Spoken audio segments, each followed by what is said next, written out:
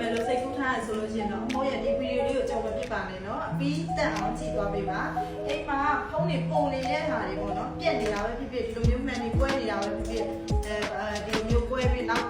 ကလပ်တွေမပါတာပဲဖြစ်ဖြစ်မှန်နေဒီလိုပဲကြည်မွားနေပဲဖြစ်ဖြစ်ဒီလိုမျိုးဖုန်းတွေနဲ့အကုန်လုံးရဲ့ထားရမိုဘိုင်းမှာအသစ်ရောစက္ကန့်ရောအားလုံးကိုအလဲထပ်လုပ်ပေးပါပြီ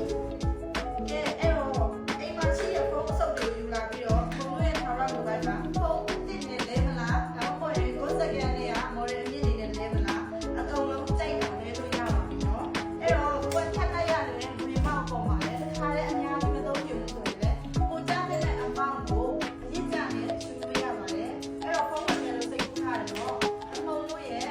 လဲရမှာရှိတဲ့ထားရမိုဘိုင်းဆိုင်တီတီကိုလာရောက်ပြီးတော့အလဲထပ်ပြုလုပ်နိုင်ပါပြီဒီလိုမျိုးစုပ်ပြတ်နေရပါတယ်ရှင်ရှင်းပေးပါမယ်နော်ဒီဟာတွေကတော့အကုန်လုံးဆိုင်မှာပြန်ရောက်မှာတော့မဟုတ်ပါဘူးအကုန်လုံးကမော်ဒယ်တွေပေါ့နော်ဒီမျိုးအရာကြာဟောင်းနေဖြစ်တဲ့မော်ဒယ်တွေလည်းရှင်းပေးပါမယ်ဒါလေးဆို iPhone လေးကိုငကိုရဲပေါ်တဲ့ iPhone 6ဒါမျိုးလေးဆိုလို့ရှိရင်လည်းရှင်းပြီးတော့လက်ထပ်လုပ်ပေးပါတယ်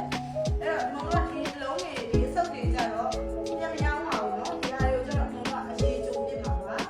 တော့ဖုန်းဝင်မယ်လို့စိတ်ကူးထားတယ်လို့ရှိရင်တော့အိမ်မှာရှိတဲ့ဖုန်းတွေသုံးမလို့တော့တဲ့ဖုန်းတွေ